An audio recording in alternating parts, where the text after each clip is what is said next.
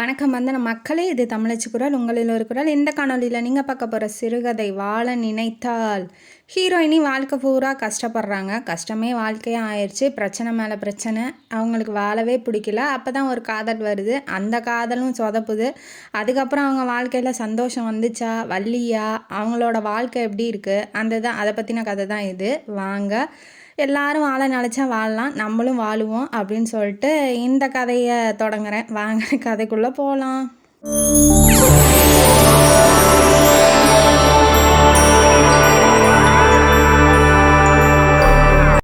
இந்த கதையோட ஆரம்பத்தில் ஹீரோயினியை இன்ட்ரடியூஸ் பண்ணுறாங்க. ஹீரோயினி ரொம்ப டயர்டாக படுத்துக்கிட்டு இருக்காங்க. விடிய காத்தால ஆக போகுது. எந்திரிக்கிற நேரம் வருது.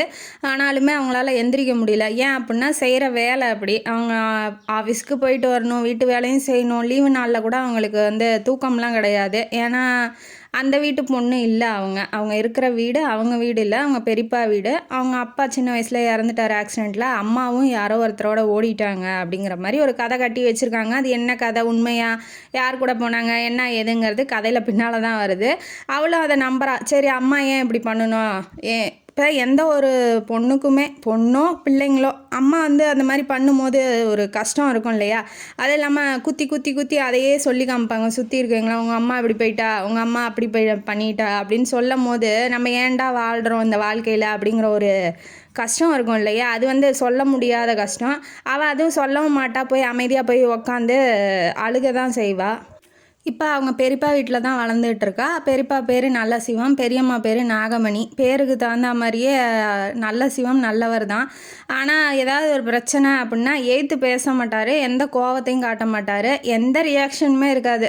அப்படி அவ்வளோதான், அந்த மாதிரி டைப் அவர். ஏன்னா அவர் சின்ன வயசுலேருந்தே வளர்ந்த விதம் அப்படி. அப்பா அம்மாவுக்கு அடங்கியே வாழ்ந்திருப்பார். அதுக்கப்புறம் ஒய்ஃபுங்கிற பேரில் வந்திருப்பாங்க. அவங்கள்ட்ட எய்த்து பேசுகிற அளவுக்கு அவங்களுக்கு தைரியம் இல்லை. வெளியிலையும் ஆஃபீஸ்லேயும் மேலதிகாரி என்ன சொல்கிறாரோ அதை கேட்டு நடக்கிற மாதிரி தான் அவர் டைப்பு. அவர் ரொம்பலாம் கோவப்பட்டு அதிகாரம் பண்ணுற அளவுக்கு அவருக்கு தைரியமோ தன்னம்பிக்கையோ கிடையாது. ஏதோ வாழ்க்கை, இதுதான் வாழ்க்கை அப்படிங்கிற மாதிரி வாழ்கிறவர். நாகமணி பேருக்கு தகுந்தாமலே விஷத்தை கக்கிக்கிட்டே இருப்பாங்க. அதாவது அந்த பொண்ணு இருக்கா இல்லையா, ஹீரோயினி பேர் மனோகரி. அவங்கள ஓவராக டார்ச்சர் பண்ணுறது. எப்படியும் தன்னோட அப்பா அம்மாட்ட இல்லை அப்படின்னா அடுத்தவங்க வீட்டில் இருக்கும்போது ஆப்வியஸாக இது எல்லாத்துக்கும் நடக்க தானே செய்யும். அதனால் அவங்க பொண்ணுங்க 2 பொண்ணுங்க இருக்காங்க. அவங்களுக்கெல்லாம் வேலை வைக்க மாட்டாங்க. இந்த மனோகரிக்கு தான் வேலை வைப்பாங்க. அவள் ஆஃபீஸுக்கு போயிட்டு வரணும், வீட்டு வேலையும் செய்யணும், துணி துவைச்சி போடணும், சாப்பாடு செய்யணும், எல்லா வேலையும் இவங்க உக்காந்துட்டு இந்த வேலை செய்ய அந்த வேலை செய்யுன்னு சொல்கிறதோட சரி, செய்யலைன்னா அதுக்கு ஏதாவது சொல்லுவாங்க. அது இல்லாமல் அவங்க அம்மாவை பற்றி திட்டுறது, எப்படி உங்கள் அம்மா போயிட்டா அப்படின்னு சொல்லி திட்டுறது, இதெல்லாம் அவளுக்கு கேட்டு கேட்டு கேட்டு கேட்டு பழகிருச்சு. அவளோட நிலமை என்னன்னா, ஏன்டா வாழ்கிறோம் இந்த வாழ்க்கையை அப்படிங்கிற மாதிரி தான் நிலமையில இருக்கா. ஏன்னா அவளுக்கு வாழ்க்கையில் பிடிப்புங்கிறதே இல்லை இல்லையா. அதனால் வாழ்கிற சூழ்நிலை இதுதான். அதுவும் அந்த பொண்ணுங்களாவது கொஞ்சம் அன்பாக பேசுதுங்களா, கிடையாது. பெரிய பொண்ணு பேர் வனிதா, சின்ன பொண்ணு பேர் அனிதா. வனிதா எப்படி அப்படின்னா, அவள் அழகாக இருக்கா, நம்ம அழகாக இல்லை அப்படின்னு பொறாமையிலேயே வாழ்கிறவ. அதிகமாக அவள்கிட்ட பேச மாட்டா. அனிதா எப்படி அப்படின்னா ரொம்ப நாட்டியான பொண்ணு. ஏதாவது சொல்லும் போதே விளையாட்டாக சொல்லிட்டு வாழைப்பழத்தில் ஊசி குத்துற மாதிரி குத்திக்கிட்டே இருக்குன்னு வச்சுக்கோங்களேன். விளையாட்டாக சொல்கிறேங்கிற பேரில் அடுத்தவங்க மனசை ஹர்ட் பண்ணிக்கிட்டு போகிற டைப்பு அந்த பொண்ணு. இந்த மாதிரி இருக்கிற சூழ்நிலையில் அவளுக்கு அன்பு ஆதரவுலாம் எங்கே கிடைக்கவே போகிறதில்ல. பெரியம்மா அதட்டி திட்டினா கூட பெரியப்பா கேட்பாருன்னா கிடையாது. ஏன்னா அவர் சரி என்ன பண்ணுறது, அந்த பொண்ணோட சூழ்நிலை, நம்ம எதாவது போய் கேட்டால் அவள் இன்னும் கொஞ்சம் மிரட்டுவா அப்படிங்கிற மாதிரியே அவர் அடங்கியே போயிடுறாரு. இவளுக்கு இருக்க ஒரே சந்தோஷம், ஒரே ஆதரவு கூட இல்லை, ஒரே சந்தோஷம் என்ன அப்படின்னா, ஆஃபீஸில் வேலை செய்கிற அரவிந்த் குமார் அப்படிங்கிறவன் மட்டும்தான். அவன்கிட்ட பேசுறது மட்டும்தான் அவளுக்கு ரொம்ப பிடிச்சமான விஷயம். அவன் நம்மள்கிட்ட பேசுகிறான் அப்படிங்கிறதும் அவளுக்கு பிடிச்சது. ஏதோ ஒரு ஆறுதலாக வாழ்க்கையில் ஏதாவது ஒரு ஆறுதல் கிடைக்குது அப்படின்னா அது இது மட்டும்தான். இது எப்படி ஆச்சு, என்ன எப்படி அரவிந்த் குமாரை சந்திச்சா அப்படிங்கிறது ஒரு கதை. என்னன்னா, இவ 12th வரைக்கும் படிச்சிருக்கா. அதுக்கு மேலே படிக்க வைக்க முடியாதுன்னு சொல்லிட்டாங்க அவங்க பெரியம்மா. அதனால் இவங்க எப்போ பாரு என்ன சொல்லிகிட்டே இருப்பாங்க அப்படின்னா, வீட்டு வேலைலாம் செஞ்சுக்கிட்டு ஹெல்ப்ஃபுல்லாக தான் இருக்கா, ஆனால் வந்து ஒருத்தர் சம்பாதிக்கிறாரு, நீ வேலைக்கு போ அப்படிங்கிறத இன்டைரக்டாக சொல்கிறாங்க.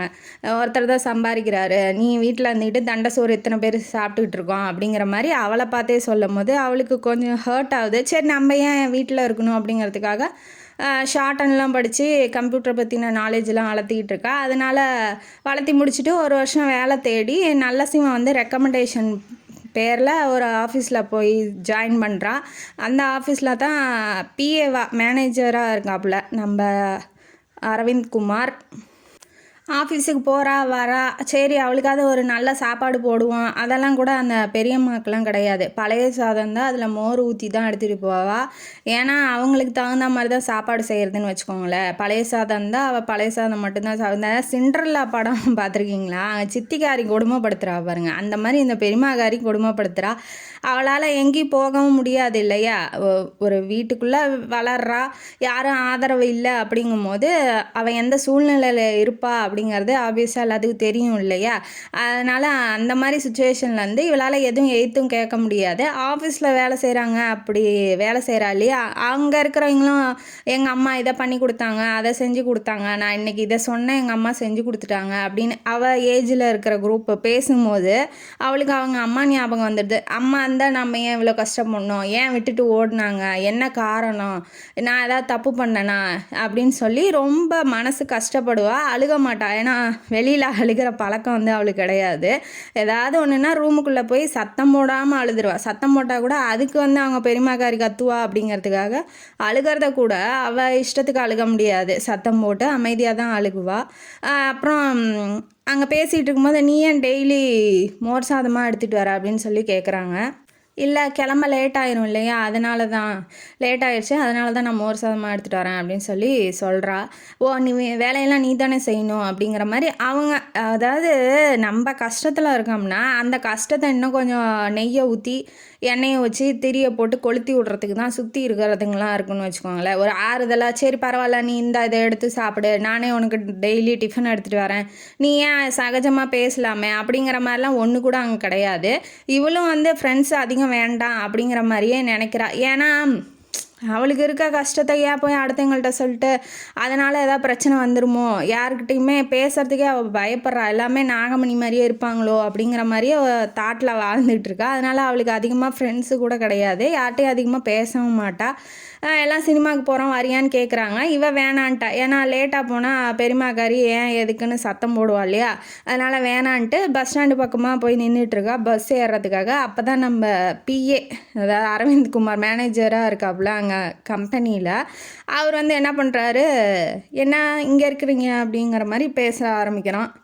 எல்லாம் சினிமாவுக்கு போகிறாங்க, நீங்கள் ஏன் போகலையா அப்படின்னு சொல்லி கேட்கான். வீட்டுக்கா அப்படின்னு கேட்கும்போது ஆமாம் வீட்டுக்கு தான். அதாவது அவன் பார்வையிலேயே அவளுக்கு புரிஞ்சிருது, சரி இவனுக்கு வந்து நம்மளை பிடிச்சிருக்காட்டங்குது, ஏன்னா இவன் ரொம்ப அழகாக இருக்கா, பிடிச்சிருக்காட்டங்குது அப்படின்னு சொல்லி இவன் நினைக்கிறா. இவளும் வந்து ரொம்ப கொஞ்சம் வெக்கத்தோட, அதாவது இவள் இப்போ தான் வெளியில் வந்திருக்கா, வேலை செய்கிறா.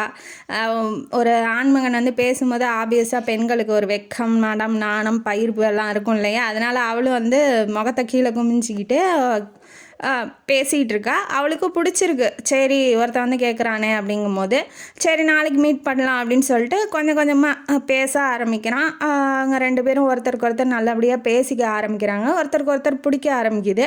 அதனால் இவ வாழ்க்கையில் வந்து சந்தோஷம் அப்படிங்கிறது அந்த அரவிந்த் குமார் மட்டும்தான்.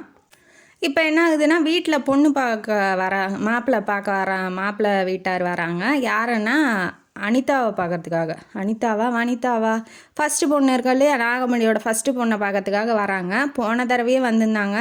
அதனால் என்ன பிரச்சனை அப்படிங்கிற ஒரு கதை வருது. என்னன்னா அவங்க பெரியம்மா வந்து திட்டிகிட்டு இருக்காங்க, நீ வந்து பொண்ணு பார்க்கும்போது வந்தா அவ்வளோதான், என் பொண்ணை கூட்டிகிட்டு என் பொண்ணு கூப்பிட்டா அப்படிங்கிறதுக்காகலாம் வந்தேன்னா தொலைச்சிருவேன், பிச்சை எடுத்துருவேன் அப்படின்னு சொல்லி மிரட்டிகிட்டு இருக்கா. ஏன் அப்படின்னா போன தடவை பொண்ணு பார்க்க வரும்போது பாட தெரியுமா, ஏதாவது பாட்டு பாடுமா, இல்லை எனக்கு வீணை தான் வாசிக்க தெரியும்னு அவள் சொல்லியிருப்பா. பொண்ணு, அதாவது நாகமணியோட பொண்ணு சொல்லியிருப்பா. வனிதா சொல்லியிருப்பா. சரி வாசிச்சு காமிமாங்கும் போது இவளும் நல்லா மனோகரி நல்லா வாசிப்பா இல்லையா, அதனால் என்ன பண்ணுறான்னா எடுத்துகிட்டு வந்து நீயும் வா கூட வா, எனக்கு கொஞ்சம் பயமாக இருக்கு, நீயும் வந்து வாசி அப்படின்னு சொல்லிட்டு உட்கார வச்சு வாசிக்க வச்சுக்கிட்டு இருக்கா. அதை பார்த்து அந்த மாப்பிள்ளை என்ன பண்ணிட்டான், பொண்ணை விட்டுட்டு மனோகரியை பார்த்துட்டு எனக்கு அந்த பொண்ணு தான் பிடிச்சிருக்குன்னு லெட்டர் எழுதி போட்டாங்க. அதனால் டென்ஷன் அவளுக்கு தலைக்கு ஏறிடுச்சு. இன்னமேட்டு நீ வந்த சனினை உன்னை வந்து வச்சுக்கிட்டு என் பொண்ணுங்க வாழ்க்கையே நாசமாக போகுது, உன்னால தான் இப்படி ஆகுது அப்படின்னு சொல்லி திட்ட ஆரம்பிச்சிடுறாங்க. அவளும் சொல்லி பார்க்குறா, இல்லை பெரியம்மா நான் வந்து வரல, அவள் தான் கூப்பிட்டா, இந்த கதையெல்லாம் என்கிட்ட பேசாத, போயிரு ஒழுங்கா அப்படின்னு சொல்லி திட்டிகிட்டே இருக்கிறான். வாழ்க்கையாயே அப்படி தான் திட்டு வாங்கி அவளுக்கு அதெல்லாம் பழகி போயிடுச்சு. உள்ளே போய் அழுகிறா, சத்தம் போடாமல் அழுகிறா. அதுலேருந்து அந்த வனிதாவுமே இவன் மேலே பொறாமையாக தான் இருக்கா. நம்மளை பார்க்க வந்துட்டு எதுக்கு அவளை பிடிச்சிருக்குங்கணும், அப்போ அவளை விட நம்ம மோசமாக இருக்கமோ அப்படிங்கிற ஒரு தாட்டில் இருக்கா. அதனால் பொறாமைப்பட்டுக்கிட்டு அவள்கிட்ட அதிகம் பேச மாட்டா. அடுத்தது இப்போ பொண்ணு பார்க்க வராங்கன்னாட்டி முன்னாடியே மிரட்டி வைக்கிறா, ஒழுங்காக வந்து இருந்துக்கோ, அவள் கூப்பிட்டா, இவங்க கூப்பிட்டாங்க, அவங்க கூப்பிட்டாங்கன்னு கிச்சனை விட்டு வெளியில் வந்தோன்னா கொன்னே போட்டுருவோம் உன்னைய அப்படின்னு சொல்லி சொல்கிறாங்க. சரி, ஆப்வியஸாக அம்மா வந்து பொண்ணோட வாழ்க்கையை தான் பார்ப்பா இல்லையா, அதனால் சரி பெரியம்மா நான் வரமாட்டேன் அப்படின்னு சொல்லிட்டு அவள் போய் ஓரமாக உட்காந்துக்கிறா கிச்சனில், வெளியிலே வரல. அப்புறம் மாப்பிள்ளை வீட்டாரெலாம் வராங்க. வந்தோடனே என்ன பண்ணுறாங்க, எல்லாம் பஜ்ஜி சொஜ்ஜி எல்லாம் சாப்பிட்டுட்டு இவங்க பாட்டுக்கு கிளம்பி போயிடுறாங்க. ஏன்னா இவ பொண்ணு பார்க்க வராங்க அப்படிங்கிறதுக்காக கேசரி அந்த இது ஏதோ ஐட்டம்லாம் நிறையா பண்ணி வச்சுருக்கா. யார் மனோகரி பண்ணி வச்சா, இவன் நின்று மேற்பார்வை மட்டும்தான். அவன் வந்து பண்ணி வச்சுருக்கா. இவன் நல்ல சிவன் கூட கேட்குறாரு, எதுக்கு இவ்வளோ செலவு பண்ணி எதுக்கு, போன தடவையே பண்ணி நாசமாக போயிடுச்சு, இந்த தடவை எதுக்கு, ஒரு டீ காஃபி பஜ்ஜி வாங்கிட்டு வந்து கொடுத்தா போதாதா அப்படிங்கிற மாதிரி கேட்குறாங்க. அவங்க பொண்ணுக்கு மாப்பிள்ளை வராரு அப்படிங்கிறதுக்காக இவ்வளோ தடபுடலாக நல்லா செலவு பண்ணி பண்ணுறாங்க.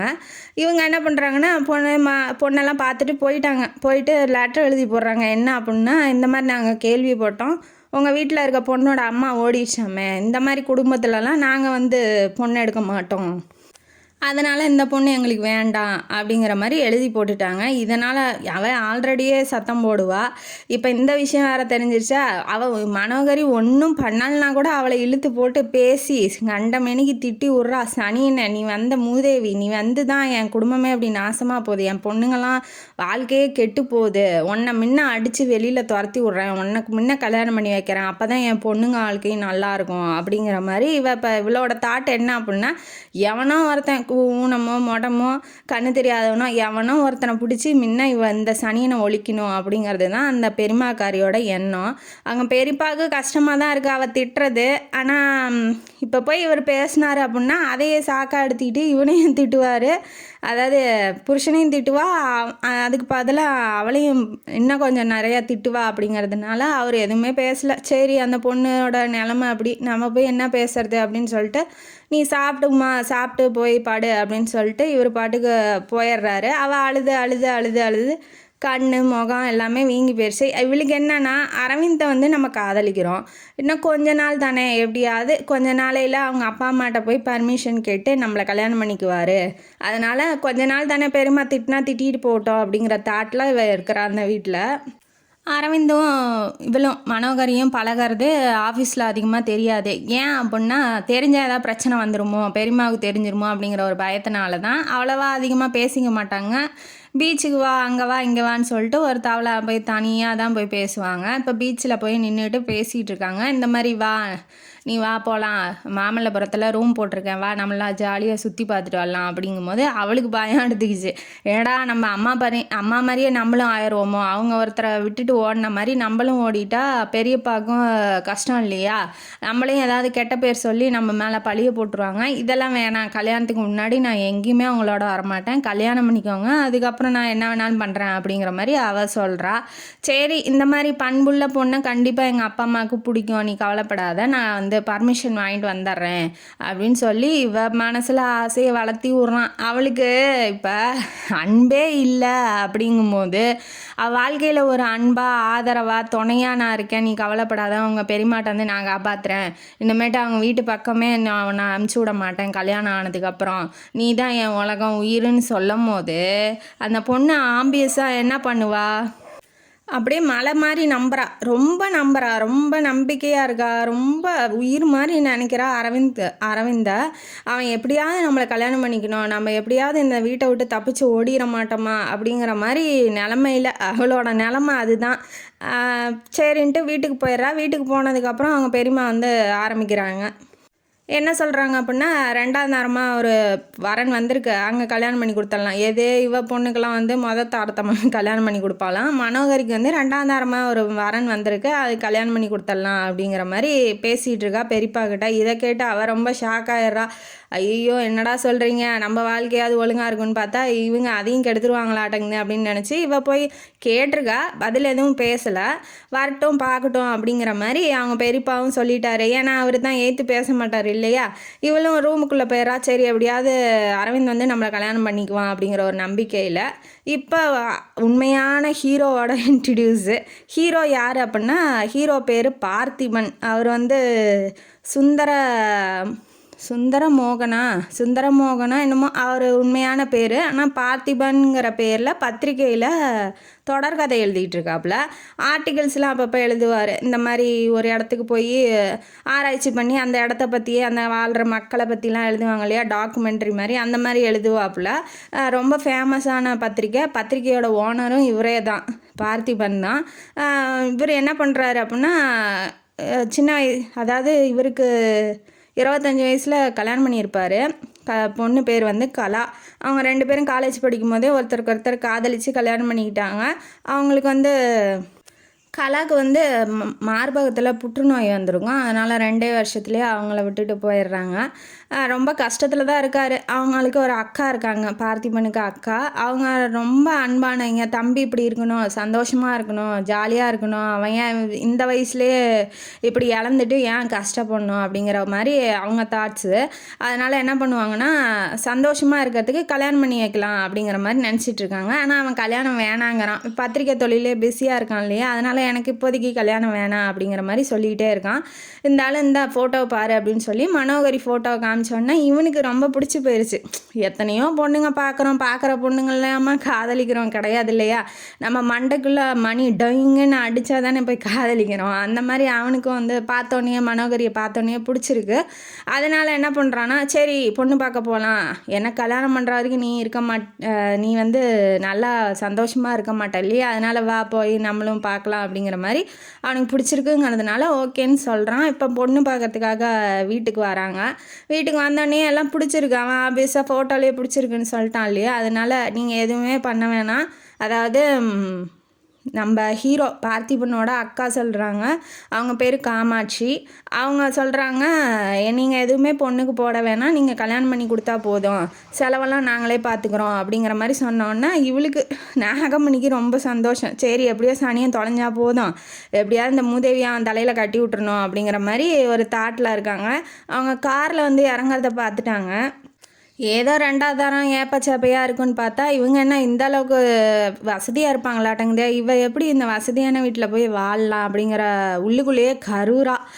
எப்படி இப்படி இவ போகலாம், நம்ம ஏதோ பிச்சைக்கார குடும்பம்னு பார்த்தா இதுங்க ரொம்ப பணக்காரங்களாக இருப்பாங்களாட்டங்குது அப்படிங்கிற மாதிரி.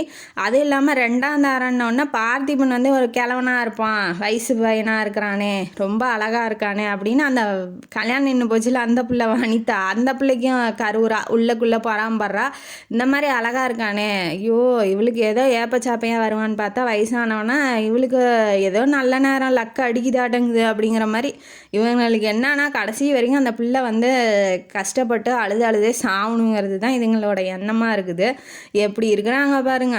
அதுக்கப்புறம் இவ வந்து ஏதோ ஏனோ தானோன்னு வந்து பார்த்துட்டு போயிட்டு 2 நாளில் எப்படியும் வந்துடுவான் அரவிந்த், நம்ம வந்து கல்யாணத்தை நிறுத்த தான் போகிறோம் அப்படிங்கிற மாதிரி இவன் ரொம்ப நம்பிக்கையாக இருக்கா. அரவிந்தும், அதாவது இவ பேர் மனோகரி ஹீரோயினி, அரவிந்தும் மனோகரியும் பீச்சில் பேசிகிட்டு இருப்பாங்க. இவர் வந்து பெரியப்பா வந்து பீச் பக்கமாக வந்திருப்பார். ஏதோ மனசு ரொம்ப கஷ்டமாக இருக்குது அப்படின்னு சொல்லிட்டு பீச்சில் ஒரு வாக் போயிட்டு வருவாங்க இல்லையா, அந்த மாதிரி வரும்போது இவங்க 2 பேரும் பேசிகிட்டு இருக்கிறத அவர் பார்த்துருவார். அவருக்கு தூக்கி வாரி போடுது. ஐயோ என்ன சொல்ல, தம்பி பொண்டாட்டி வந்து இப்படி பண்ணாலும் ஓடி போயிட்டாலே, அந்த மாதிரி இவளும் பண்ணிடுவாளோ, ஓங்கி 4 அப்பயும் உனக்குலாம் இது தேவையா அப்படின்னு சொல்லணும்னு தான் அவர் ஆசைப்படுறாரு. எப்படியும் இவரோட ஃபீலிங்கை வெளியில் காட்ட மாட்டார் இல்லையா, அதனால என்ன பண்ணுறாருன்னா அமைதியாக விட்டுறாரு. நம்ம இப்போ போய் பேசினோம்னா 10 பேர் கூடிட்டு என்ன இந்த ஆள் இப்படி இருக்கான், அந்த பொண்ணை போட்டு அடிக்கிறான், பிடிச்சவனை தானே கல்யாணம் பண்ணிக்கணும் காதலிக்கணும்னு நினைப்பாங்க, இது என்ன பெரிய குத்தமா அப்படின்னு சொல்லி ஒரு 20 பேர் வந்து அவனை கேட்பாங்க இல்லையா. அதுவும் இல்லாமல் பெரியம்மாக்காரி ஊரையே கூட்டி அசிங்கப்படுத்திடுவா. அதனால என்ன பண்ணுறாரு அப்படின்னா எதுவும் கேட்கல, அமைதியாக விட்டுட்டாரு. உடனே கல்யாணம் பண்ணி ஆகணும் அப்படிங்கிற தாட்டுக்கு இவரும் போயிட்டாரு. போனதுக்கப்புறம் பொண்ணு பார்க்க வராங்கம்மா, நாளைக்கு ரெடி ஆயிரு அப்படிங்கிற மாதிரி ஒரு மாதிரி கோவமாக முகத்தை வச்சுக்கிட்டு பேசும்போது தெரியும் இல்லையா, அது வந்து அவளுக்கு தெரிஞ்சிருது. அவள் எதுவும் பதில் பேச முடியல அவளால். ஏன்னா இவன் கல்யாணம் பண்ணிக்கிறானா இல்லையானே தெரியல இல்லையா அவளுக்கு. இவள் பர்மிஷன் வாங்குறான்னு போயிருக்கான் இல்லையா, அதனால் அப்போதைக்கு அவள் எதுவும் பேசலை. அதனால் பார்த்திபனை பார்க்கறதுக்காக ஒத்துக்கிட்டு இருந்திருப்பா.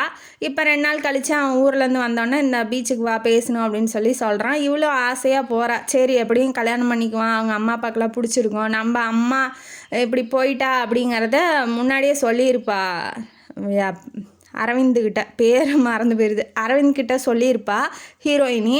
அதனால் என்ன, நீ இவ்வளோ நல்லவளாக இருக்கும்போது உங்கள் அம்மா எப்படி போனால் எனக்கு என்ன, நீ இருந்தால் போதும் அப்படிங்கிற மாதிரி இவன் பேசியிருப்பான். ஆனால் அவங்க அம்மா வந்து ஒத்துக்க மாட்டேன் அப்படின்னு சொல்லிட்டாங்க.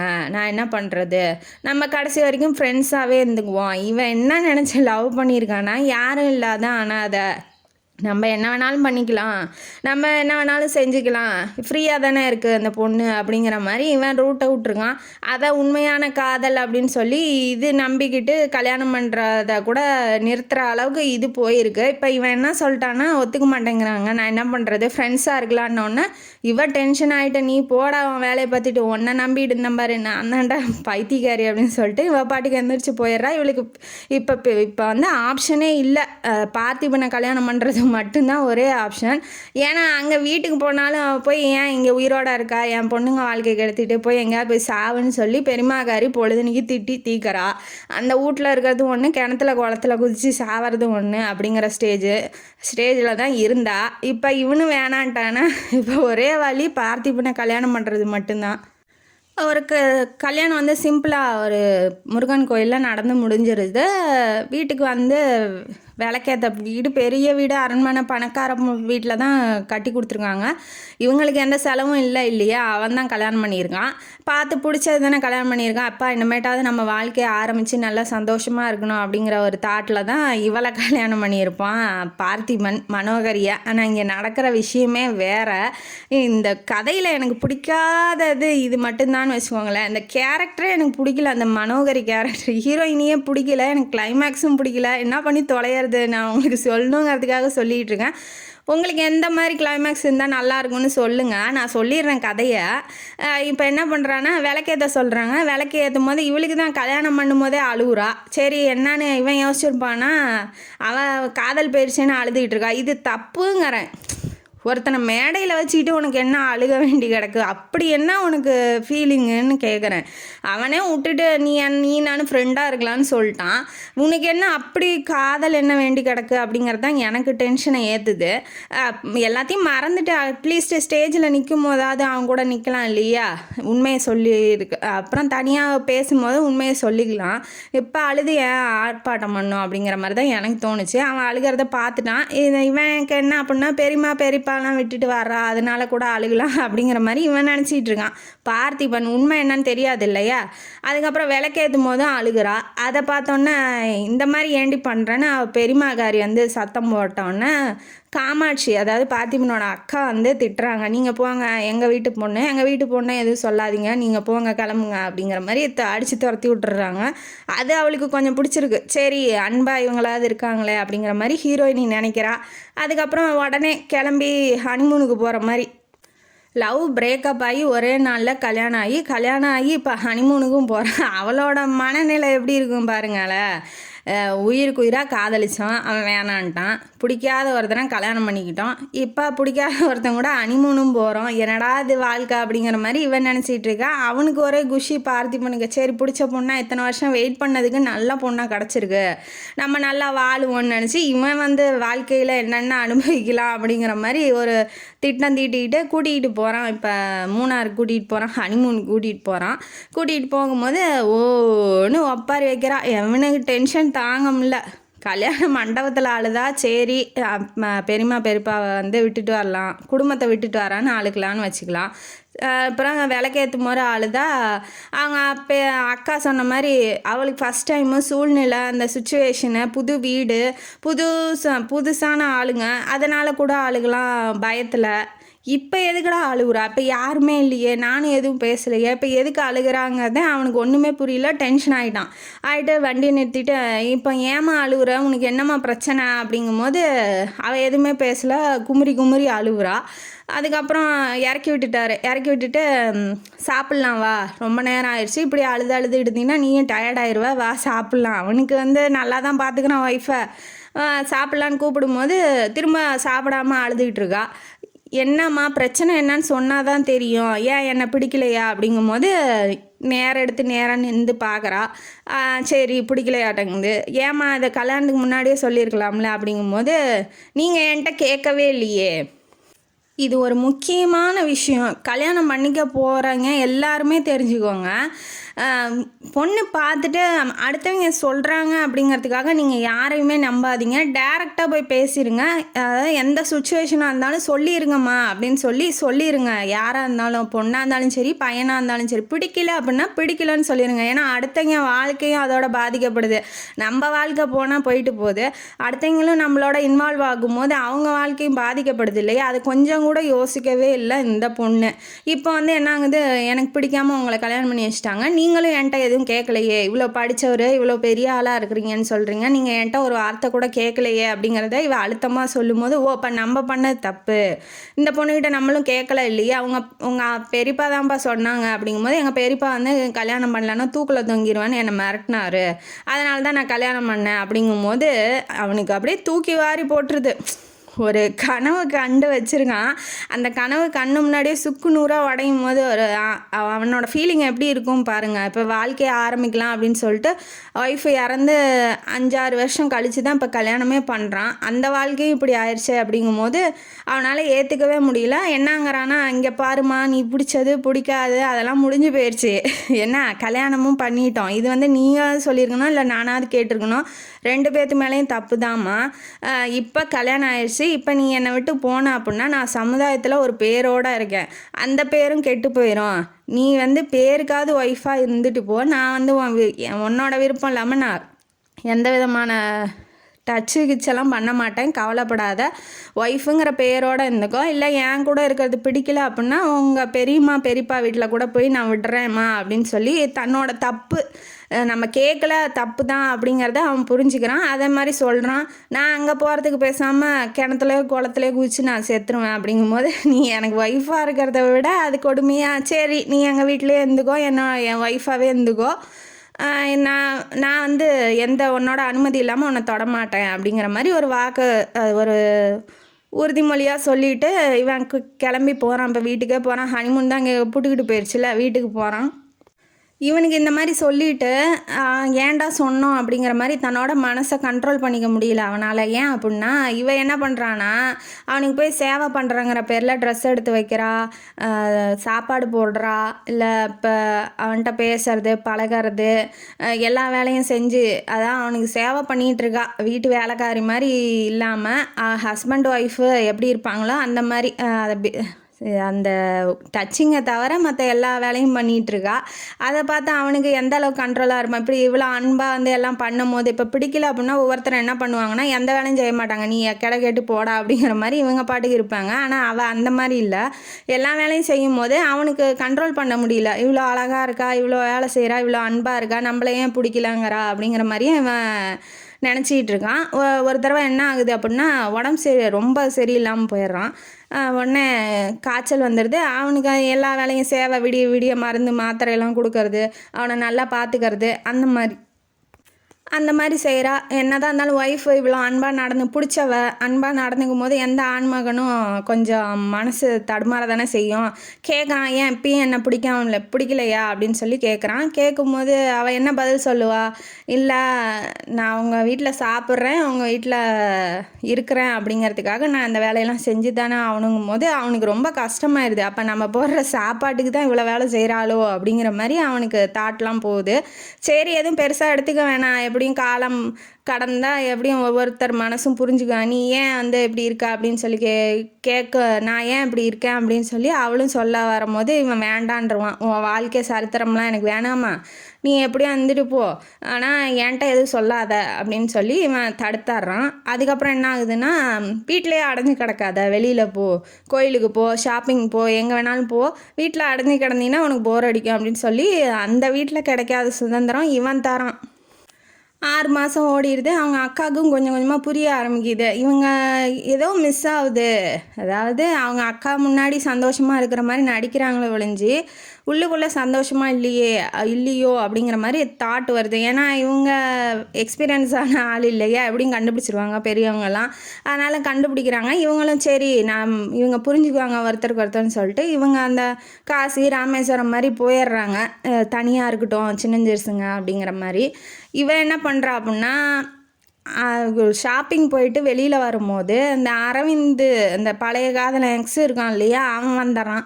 எப்படி இருக்க மனோ அப்படின்னு சொல்லி கேட்குறான். இவளுக்கு உடனே கண்ணு தாரையாக ஊற்றுது. என்னத்துக்கு ஊற்றணுங்கிறேன். நான் என்ன கேட்குறேன்னா, என்ன டேஷுக்கு அவனுக்கு அவனை பார்த்தோன்னா உனக்கு கண்ணு தண்ணி ஊது, அப்படி என்ன காதல் போட்டுக்கிட்டு அடிக்குதுன்னு கேட்குறேன். ஒருத்தன் கல்யாணம் பண்ணியிருக்கான், கல்யாணம் பண்ணிவிட்டு உனக்கு எந்த சுதந்திரம் வேணுமோ தரான், இல்லை உன்னோட விருப்பம் இல்லாமல் இன்னொருத்தனா இருந்தால் நீ விருப்பம் இருந்தான்னா விரும்பலைன்னா என்னன்னு சொல்லி எல்லா வேலையும் முடிச்சிருப்பான். ஆனால் அவளோட விருப்பம் வேணும் அப்படிங்கிறதுக்காக ஒருத்தன் வெயிட் பண்ணிகிட்டு இருக்கான். அதெல்லாம் உன் மனசில் இல்லை. இப்போ இவன் பேசினோன்னா மனோன்னு கூப்பிட்டோன்னா என்னத்துக்கு அவனுக்கு கண்ணு தண்ணி ஊற்றணும், எதுக்கு அழுவணும் அப்படிங்கிறதே எனக்கு சுத்தமாக பிடிக்கல இந்த கதையில். அதுக்கப்புறம் என்ன ஆகுதுன்னா, என்னாச்சு, அவன் தாடி தப்பட்டையுமாக இருக்கான். கேட்டால் என்ன சொல்கிறான்னா, நான் உன்னை என்னால் மறக்க முடியல, உன்னால் தான் நான் இப்படி ஆயிட்டேன், திரும்ப லவ் டைலாக்காக போடுறான். இவளும் என்ன பண்ணுறான்னா, ஐயோ நம்ம காதலிச்சவர் இப்படி ஆயிட்டாரே அப்படிங்கிற மாதிரி சொல்கிறா. அதுவும் இல்லாமல் வீட்டில் ஹஸ்பண்ட் இருக்கார், வந்துட்டெல்லாம் என்கிட்ட முன்ன மாதிரிலாம் பேச முடியாது அப்படின்னு சொல்கிறா. ஓரளவுக்கு சொல்கிறா. ஆனால் நீ என்ன செஞ்சுருக்கணும் அப்படின்னா, ஓங்கி கன்னத்தை கட்டி 4 அப்பு அப்பிட்டு என் பின்னாடி வந்தேன்னா ஸ்டேஷனில் பிடிச்சி கொடுப்பேன்டா அப்படின்னு சொல்லியிருந்தா அது நல்ல பெண்மணி. இது என்னன்னு நான் எதுவும் சொல்ல, நீங்களே கமெண்டில் சொல்லுங்கள். அதுக்கப்புறம் என்ன ஆகுதுன்னா, நீ இப்படி சொல்லாத, என்னை விட்டு போகாத, எப்படியும் என்கிட்டையும் பணம் காசெல்லாம் நிறையா இருக்குது, நானும் உன்னை நல்லா வச்சு பார்த்துக்குவேன், நீ வந்துரு, எப்படியும் விரும்பாத வாழ்க்கையை நீ ஏன் வாழணும், அவள் ஏற்கனவே விரும்பலை, அவனை பிடிக்கலன்னு வாழ்ந்துட்டுருக்கா.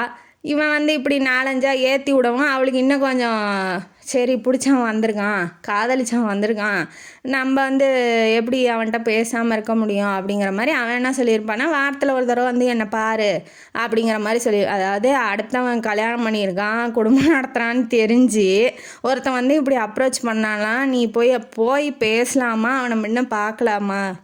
இதுவே தப்பு. அவன் அப்ரோச் பண்ணும்போதே அவனோட இன்டென்ஷன் என்னங்கிறது புரிஞ்சிருக்கணும். இந்த லூஸுக்கு அதெல்லாம் ஒன்றும் புரியல. காதல் அது பெருசாக இருக்கும் அவளுக்கு. அதுக்கப்புறம் என்ன ஆகுது, அவன் சொன்ன மாதிரியே இவனும் ஃப்ரீயாக விட்டுறான் இல்லையா, இவளும் போய் பார்க்க ஆரம்பித்தோன்னே 2 பேர்த்துக்கும் என்ன ஆகுது, பழக்கம் கொஞ்சம் கொஞ்சமாக ஆகுது. பழைய காதல் மலர ஆரம்பிக்குது. இந்த பையன் அம்போன்னு கல்யாணம் ஆன பையன் அம்போன்னு வீட்டில் கிடக்குறான். இவன் எப்போ வருவான் போவான்னு தெரிஞ்சுருக்கோம் இல்லையா, அவளுக்கு 6 மாதமாக குப்பை கொட்டுறா இல்லையா. அதனால் என்ன பண்ணுறா, ஒரு நல்ல நாளாக பார்த்து பொட்டி படுக்கையெல்லாம் வச்சுக்கிட்டு கிளம்பி ஓடிட்டான் அவனோட. இது எனக்கு அதிர்ச்சி ஆயிடுச்சு. எது கதையை படிக்கும் போது, ஒரு பையனை கல்யாணம் பண்ணியிருக்கா, அந்த பையன்கிட்ட இப்படி பேசுகிறான், இப்படி என்னை அப்ரோச் பண்ணுறான் அப்படிங்கிறது எதுவுமே சொல்லலை. அவன்கிட்ட எந்த விதமான இன்ஃபர்மேஷனும் கொடுக்காம நீ பாட்டுக்கு இன்னொருத்தனோட ஓடினா அவன் நிலமை என்ன ஆகும் அப்படிங்கிறத கொஞ்சம் கூட யோசிக்கவே இல்லை. லெட்டர் எழுதி வச்சுட்டா, என்னன்னா இந்த மாதிரி பிடிக்கல, உங்களுக்கு வாழ்க்கையை நான் பிடிக்காமல் வாழ்ந்து உங்கள் வாழ்க்கையை நான் கெடுக்க விரும்பலை, நீங்கள் இன்னொரு கல்யாணம் பண்ணிக்கோங்க அப்படிங்கிற மாதிரி லெட்டர் எழுதி வச்சுட்டு இவன் ட்ரெயினில் ஏறி கிளம்பி இப்போ திருச்சி ஜங்ஷனுக்கு வந்துகிட்டு இருக்கா. ட்ரெயினில் அந்த பாட்டிம்மா ஏத்தாப்பில் இருந்துட்டு என்ன கேட்குதுன்னா, எங்கம்மா பெட்டி படுக்கையெல்லாம் இல்லை, ஏதோ ட்ரெயினில் ஜேர்னி பண்ணிகிட்டு இருக்கான், அந்த ஸ்டேஷன்லாம் வெயிட் பண்ணுறான் அன்பு காதலன் ஆருயிர் காதலன், அதுக்கு பார்க்கறதுக்காக இப்போ போயிட்டுருக்கா. என்ன அப்படின்னா, என்னாச்சுமா பெட்டிலாம் இல்லாமல் வெறும் பையன் மட்டும் எடுத்துகிட்டு வந்தேன், ஹேண்ட்பேக்கோட போயிருக்கா. அப்படிங்கும்போது அவன் என்ன சொல்கிறான்னா, அம்மாவுக்கு உடம்பு சரியில்லையாம்மா அப்படின்னு சொல்லி ஒரு பாட்டியம்மா கேட்குறாங்க. ஆமான்னு இப்போ தான் அம்மா நினப்பு வருது. ஐயோ, இப்போ நம்ம பண்ணுறதும் நம்ம அம்மா பண்ணுறதுக்கும் என்ன வித்தியாசம் இருக்குது? நம்ம என்னை விட்டுட்டு போன மாதிரி தான் நம்ம கல்யாணம் பண்ண புருஷனையும் நம்ம விட்டுட்டு வந்திருக்கோம், நம்ம பண்ணுறது தப்பு தானே அப்படின்னு இப்போ தான் நினைக்க ஆரம்பிக்கிறா. எது ஒடியாந்து லெட்ரு எழுதி வச்சுட்டதுக்கப்புறம் அதுக்கப்புறம் என்ன ஆகுதுன்னா, இப்போ எங்கம்மா ஒன்றுமே உங்கள் அம்மாவுக்கு எதுவும் வாங்கிட்டு போலையா அப்படின்னு சொல்லி கேட்டுட்ருக்காங்க அந்த பாட்டியம்மா. அப்போ என்ன தோணுதுன்னா, இவன் என்ன பண்ணியிருக்கான்னா, சாரி புடவை நகை பணம் எல்லாத்தையும் ஒரு பெட்டியில் போட்டு நாளே இவளை எடுத்துகிட்டு வர சொல்லியிருக்கான். யார்? இந்த அரவிந்து. இவளே லூஸ் மாதிரி போய் எடுத்துகிட்டு போய் யார் வீட்டு பணத்தை, அந்த பையன், அந்த கல்யாணம் ஆன பையன் பணத்தை எடுத்துகிட்டு போய் இவள் கொடுத்துருக்கா. இவளுக்கு என்ன ரைட்ஸ் இருக்குதுன்னு நான் கேட்குறேன் அடுத்தவனுக்கு கொடுக்கறதுக்கு. அதுக்கப்புறம் கொடுத்துட்டு நான் நாளைக்கு வந்துடு, ஜங்ஷனுக்கு வந்துடு, நாங்கள் வெயிட் பண்ணுறேன்னு அந்த காதல்னு சொல்லியிருக்கான். இப்போ இந்த காதலி அதை நம்பி போயிட்டுருக்கா. ஏன் உடனே கூட்டிகிட்டு போகல, ஏன் இன்றைக்கி எடுத்துகிட்டு வந்தால் வேண்டாங்குதா, நம்ம கையிலே இருந்தால் அது ஏன் கையிலே இருந்தால் என்ன, நம்மளை கூட்டிகிட்டு போகும்போது நம்ம கொடுத்தா போதாதா, எதுக்கு நாளே கேட்கணும் அப்படிங்கிற மாதிரி தாட்ஸ் எல்லாம் இப்போ தான் வருது அவளுக்கு. அந்த அளவுக்கு காதலில் மூழ்கி இருக்கா பாருங்க. இப்போ தான் நினைக்கிறா, சரி ஓகே நம்மளை ஏமாற்றிட்டான், பணத்துக்கு நகைக்காக தான் அவன் நம்ம கூட பழகியிருக்கான். அரசனை நம்பி புருஷனை கைவிட்ட வதைய காதலனை நம்பி புருஷனை கையை விட்டுட்டு இப்போ வந்து நின்றுட்டுருக்கா ஜங்ஷனில். யாருமே வரல, ஆஃபீஸாக வரமாட்டான் இல்லையா, ஏமாற்றணும்னு நினச்சான், ஏமாற்றிட்டு போயிட்டான். அந்த மாதிரி வாழ்க்கையில் வந்து யார் எப்படி சொல்லி பார்த்து நடந்துக்கோங்க. உங்களோட அன்பையோ உங்களோட பலவீனத்தையோ பயன்படுத்தி அடுத்தவங்க பயன்படுத்துகிற அளவுக்கு நீங்கள் ரொம்ப பலவீனமாக இருக்காதீங்க அப்படிங்கிறது தான் இந்த சீனோட கருத்து. அதுக்கப்புறம் என்ன ஆகுதுன்னா, தனியாக நின்றுட்டுருக்கா. அப்புறம் பஸ் ஸ்டாண்டுக்கு பக்கம் போயிடுறா. ஏன்னா அங்கே இருக்கிற அதிகாரி, போலீஸ் அதிகாரி, ஏமா ரொம்ப நேரமாக நிற்கிறேன்னு கேட்குறாங்க. இவளுக்கு எங்கே போகணுன்னு தெரியல இல்லையா. இல்லை சார் நான் பஸ்ஸில் போய்க்கிறேன் அப்படிங்கிற மாதிரி பஸ் ஸ்டாண்டுக்கு வரா. பஸ் ஸ்டாண்டுக்கு வரும்போது பின்னாடியிலேருந்து ஒரு பெண்ணோட கை, யாரோட கை அப்படின்னா ஆப்வியஸாக அவங்க அம்மாவோட கை. இத்தனை வருஷமாக காணோம், இப்போ தான் வந்திருக்காங்க, நீ வந்து மனோகரி தானே அப்படின்னு சொல்லி சொல்லும் போது, ஆமாம் அம்மா அப்படின்னு சொல்லி ஹக் பண்ணிக்கிறா. அவளுக்கு இப்போ அவங்க அம்மாவுக்கு என்ன அப்படின்னா தொழுநோய் அவங்களுக்கு. இப்படி இருந்தால் அவள் வாழ்க்கையும் கெட்டு போயிடும் இல்லையா, பொண்ணோட வாழ்க்கையும். தொழுநோயோட அம்மா இருந்தால் அந்த பொண்ணை யார் கல்யாணம் பண்ணிக்குவாங்க, அந்த பொண்ணுக்கு கஷ்டம் தானே வாழ்க்கை ஃபுல்லாக. அதனால் நம்ம வந்து அந்த பொண்ணை விட்டுட்டு வந்துடணும் அப்படிங்கிறதுக்காக தான் இந்த அம்மா வந்து பெரியம்மா கிட்ட விட்டுட்டு வந்திருக்கோம். இவங்க சொன்னாலும் அதுங்க ஏற்றுக்கிற நிலமையில இல்லை. இப்போ எனக்கு தொழுநோய் இருக்குது நீங்கள் பார்த்துக்கோங்கன்னு சொன்னாலும் அவள் கேட்க மாட்டா இல்லையா, அவங்க பெரியம்மாக்காரி. அதுக்கு ஏதாவது ராமாயணம் எழுத்து அதை பெரிய பூதாகரமான பிரச்சனையாக ஆக்கிடுவா. அதனால எதுவும் சொல்லாமல் குழந்தைய மட்டும் விட்டுட்டு இவங்க தனியாக வந்திருப்பாங்க. இப்போ இதுதான் உண்மைன்னு தெரிஞ்சதுக்கப்புறம் அம்மாவை பற்றி நம்ம தப்பாக நினச்சிட்டோம் அப்படிங்கிறது அவளுக்கு தெரியுது. திரும்ப நோயெல்லாம் குணமாகி வந்தப்போ கூட செத்துட்டாங்க அவங்க அம்மா அப்படின்னு சொல்லி ஊரெல்லாம் பரப்பி வச்சுருக்காங்க இல்லையா. நம்ம ஏன் போய் தேவையில்லாமல் கெடுக்கணும் அதை அப்படின்னு சொல்லிட்டு இவங்க திரும்ப வந்துட்டாங்க. இப்போ வாழ்க்கையில் நடந்தது சொல்கிறாங்க. இந்த மாதிரி காதலிச்சேன், புருஷனை விட்டுட்டு வந்துட்டாங்கும் போது, அட பைத்தியக்காரி ஏண்டி இப்படி பண்ணுற, அவனை நம்பி அவன் ஒரு தடவை ஏமாற்றிட்டான், திரும்ப நீ ஏமாறுற அளவுக்கு நீ இருந்திருக்கியே முட்டாளா அப்படின்னு சொல்லி அவங்க அம்மா திட்டுறாங்க. அப்புறம் அவங்க இருக்கிற ஒரு ஹாஸ்பிட்டல் மாதிரி இருக்குது, அங்கேயே வேலை செஞ்சிட்ருக்காங்க மற்ற தொழுநோய் பேஷண்ட்டுக்கெலாம்.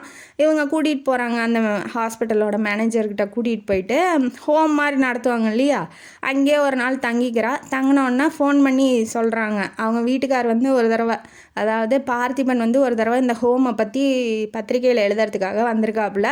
அதனால் அந்த மேனேஜருக்கு தெரியுங்கிறதுக்காக உங்கள் ஒய்ஃப் இங்கே தான் இருக்காங்கன்னு சொல்லி ஃபோன் பண்ணி சொல்லிட்டாங்க. அவன் சரியான டென்ஷன் ஆவான், இவன் இப்படி விட்டுட்டு போயிட்டாலே நம்ம என்ன தப்பு பண்ணோம், இந்த அளவுக்கு இவன் பண்ணுற அளவுக்கு நம்ம என்ன பண்ணோம் அப்படிங்கிறதுனால இவன் டென்ஷன் ஆவான், கத்துவான்னு நினச்சி அவள் நினச்சிருப்பா. ஆனால் அவன் எந்த விதமான ரியாக்ஷனும் இல்லை. சரி ஓகே அப்படின்னு சொல்லிட்டு ஃபோனை வச்சுட்டான்.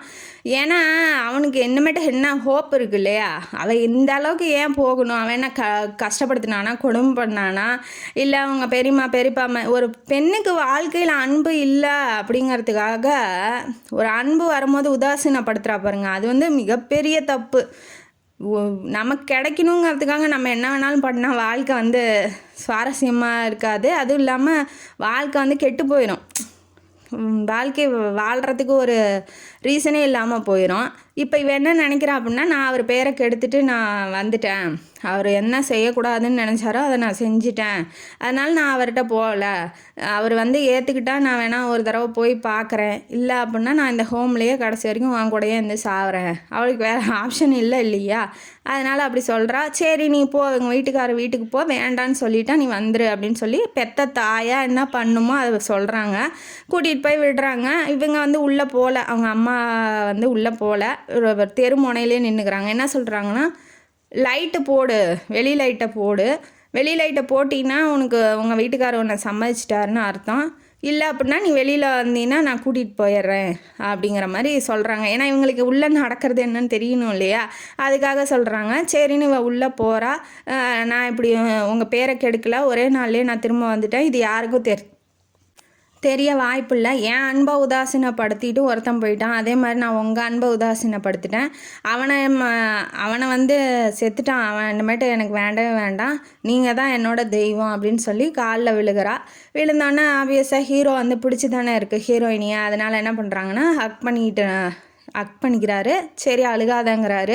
அவருக்கு பிடிச்சிருக்கு இல்லையா ஒய்ஃபை, அதனால் தப்பு பண்ண மாட்டா அப்படிங்கிற ஒரு நம்பிக்கையோட, இந்த நம்பிக்கை வந்து அவள் கெடுக்காமல் இருந்தா சரி. திரும்ப வந்து அன்பே ஆறுயிரேன்னு சொல்லி அவன் திரும்ப வந்து கேட்கும் போது இவ ஓடியாமல் இருக்கணும், அதுதான் என்னோட தாட்டு. அண்ணன் இருந்துட்டு சரி வாமா அப்படின்னு சொல்லிட்டு கதவை தந்துட்டு போகிறாங்க. இவளை வெளி லைட்டை போட்டு விட்டுட்டா, அதனால் அவங்க அம்மாவுக்கு புரிஞ்சிருது. சரி பொண்ணு ஒன்றாயிட்டாங்க, பொண்ணும் மாப்பிள்ளையும் அப்படின்னு சொல்லிட்டு அவங்க ஊருக்கு போயிடுறாங்க. இவங்க வந்து இப்போ குடும்பமாக நல்லா வாழ்வாங்கன்னு நினச்சி இந்த கதையை இதோட முடிக்கிறேன். இந்த கிளைமேக்ஸே எனக்கு சுத்தமாக பிடிக்கல, அந்த ஹீரோயினி கேரக்டர் சுத்தமாக பிடிக்கல, என்ன பண்ணி தொலைகிறது, கதையை படிச்சிட்டோமே அப்படிங்கிறதுக்காக உங்கள்கிட்ட சொல்கிறேன். நீங்கள் என்ன நீங்களாக இருந்தால் என்ன பண்ணுவீங்க, பார்த்திபன் இடத்துல நீங்கள் இருந்தால் நீங்கள் என்ன பண்ணுவீங்க?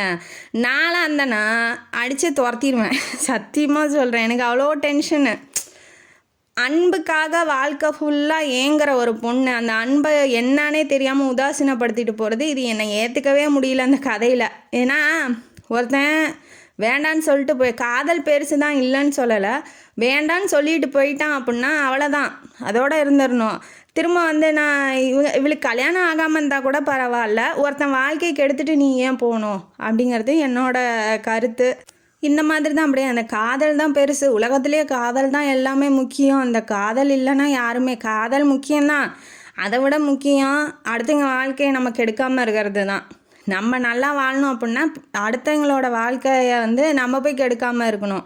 இவள் வந்து கல்யாணம் பண்ணிக்கிட்டு எனக்கு அன்பு தான் பெருசு, காதல் தான் பெருசுன்னு சொல்லிட்டு அங்கே ஓடி போயிட்டா. இருந்தாலும் தப்பு எதுவும் நடக்கலை, இருந்தாலுமே எனக்கு வந்து இந்த கதையில் வந்து அந்த ஹஸ்பண்டை ஏற்றுக்கிறது அப்படிலாம் எனக்கு ஒப்பலை. ஏன்னா அவளுக்கு கொஞ்சமாவது புரியணும், பிரிஞ்சு இருக்கட்டும்ங்கிறேன், 1 வருஷம் 2 வருஷம் பிரிஞ்சு இருக்கட்டும், அப்போ தான் அவளுக்கு அன்புனா என்ன, அன்புனா என்னங்கிறது அவளுக்கு புரிய ஆரம்பிக்கும். ஏன்னா உடனே எல்லாமே கிடச்சிட்டா வாழ்க்கையில் அதோட சுவாரஸ்யமோ இல்லை அதோட மதிப்போ என்னன்னு தெரியாது இல்லையா.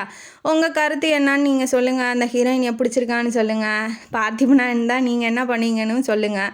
இந்த கதையை இதோட முடிக்கிறேன். இந்த கதையும் கனவு உங்களுக்கு பிடிச்சிருந்தா லைக் பண்ணுங்கள், ஷேர் பண்ணுங்கள், சப்ஸ்கிரைப் பண்ணுங்கள், கமெண்ட் பாக்ஸில் கமெண்ட் பண்ணுங்கள். நன்றி மக்களே.